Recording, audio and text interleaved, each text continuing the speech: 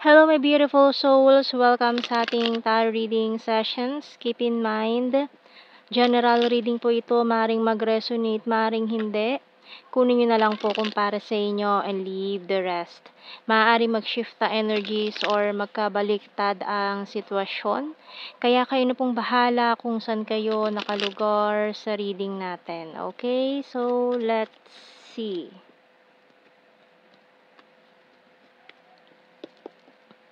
So, we have here the Two of Pentacles and the Strength card. So, someone here is juggling. May mga desisyon na hindi pa mapagdesisyonan. Ayan. And we also have here the Karma or Judgment. Pero kailangan na talaga magdesisyon ngayon. We have here the Three of Cups and the Fool card. So, kailangan mayroong mag-take ng risk.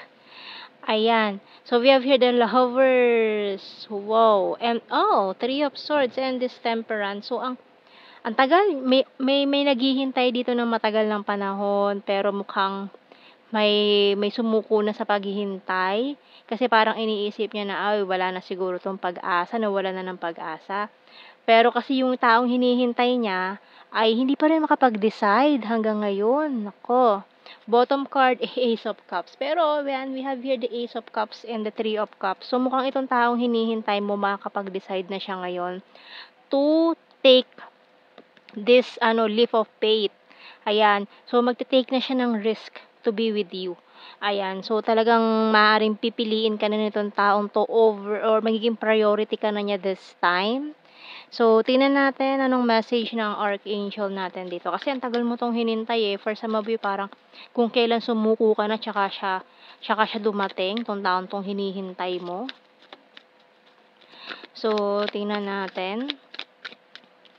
So, wow! Overcoming difficulties by Archangel Jeremiel.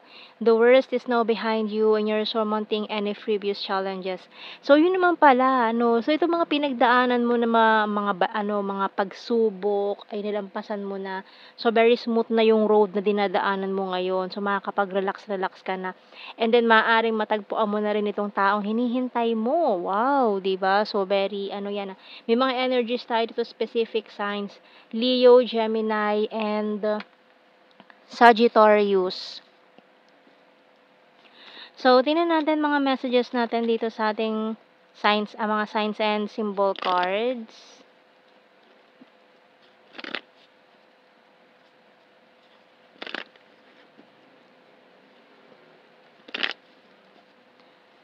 So, maaaring dati hindi siya nag-try or naduwag siya. Kaya parang hindi nag-work out tong connection nyo. Pero ngayon, this person, nakapag-decide na siya na mag-take ng risk. Pero mukha kasing nagpaplano pa lang siya. This person is stalking you. Ayan, so nakamasid-masid siya rin sa'yo sa mga galawan mo dyan, mga ginagawa mo. And, ayun waiting shed. So, talagang maaaring parehas kayo naghihintayan. Pero ito na siya, with this lighthouse, parang ginaguide na siya pa sa right path. Ayan, we have here medication, bottom card. So, maaaring natapos na yung mga healing process or yung iba mga ongoing pa. Pero, ayan, very, very soon itong taong hinihintay mo paparating na, on the way na daw siya. So, tingnan natin. Kasi yung iba umalis na sa waiting shed eh. Pero yung iba talagang patigasan na ayaw umalis. Naghihintay pa rin talaga. So, it's a disaster. So, maaari may nangyari kasing hindi maganda. Kaya medyo na-delay talaga itong mga pangyayaring ito. Nagkaroon lang ng konting problem, technical problem, mga ganyan na kailangan mo nang ayusin, 'di ba? So, tingnan pa natin. Kaya yung iba talaga naiinip na, tagal-tagal, bakit wala pa? Yung iba umalis na dahil mainipin pala. So, we have here, wow, you complete me.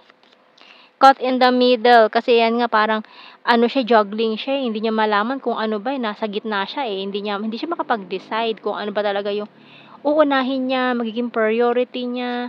So, we have, wow, I want to marry you someday. Okay.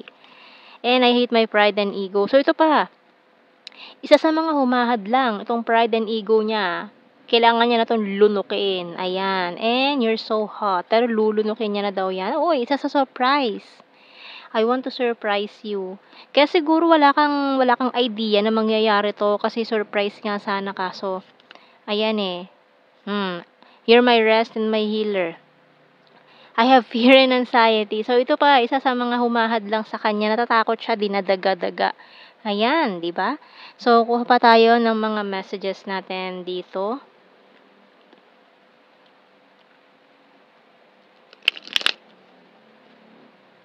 Kaso talagang hindi na siya makatulog sa gabi, kaiisip eh. Maaari kasing na-excite din siya. Ayan. Kaya hindi siya makakatulog. We have here the timing just wasn't right for us. Naman ng mga panahong yun, hindi pa tamang panahon. Pero ngayon, I'm becoming a better person. I regret lying to you. I wish I had treated you better. Oh. I remember every detail of that day. I look for you everywhere. So, yan, nahahanapin ka na nitong hinihintay mo. I don't react when people mention you and I wonder if you are happy without me. Oh. Yan yung isa sa mga iniisip niya every night. Overthinking.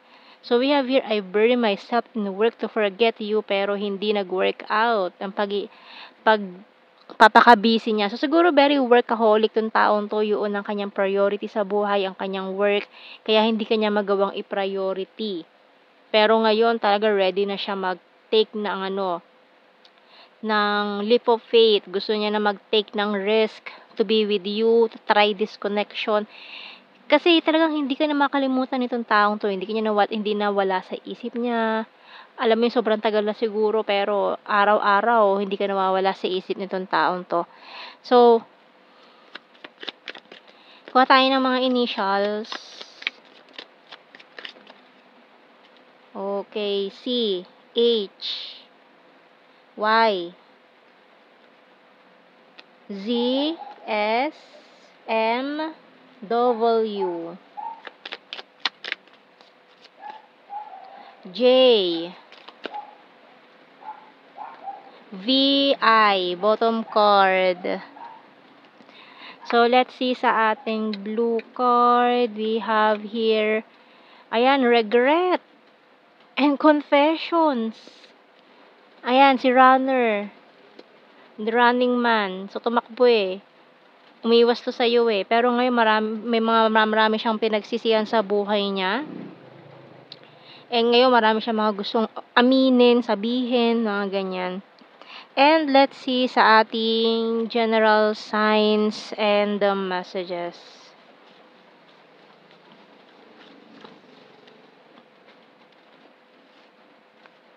Creepy stalker. So, nag-i-stalk nga siya. Very serious and very lucky. Dimple, practical. So, parang sinasabi niya nagpaka-practical lang daw siya noon. Kung ano man yun, basta yun ang dahilan niya, ang reason niya na naging practical lang siya. We have here killer smile, may other country, soulmate. So, ayan, maaari kasing soulmates kayo, kaya hindi nyo makalimutan ang isa't isa. Sword, air sign, Gemini, Libra, Aquarius, Capricorn, very loyal, May, South PH, perfect smile, popular, air sign, Gemini, Libra, Aquarius, smart, Wands is fire sign, Aries, Leo, Sagittarius, June, beautiful, food lover, responsible, funny, and crazy for you. So, ayan, parang nababaliw-baliw na daw siya eh. Hindi niya maintindihan bakit ganun yung tama niya sa'yo. Ayan. So, yan ang ating reading, my beautiful souls. Thank you for watching. Take care and God bless. See you in our next reading, guys. Bye-bye.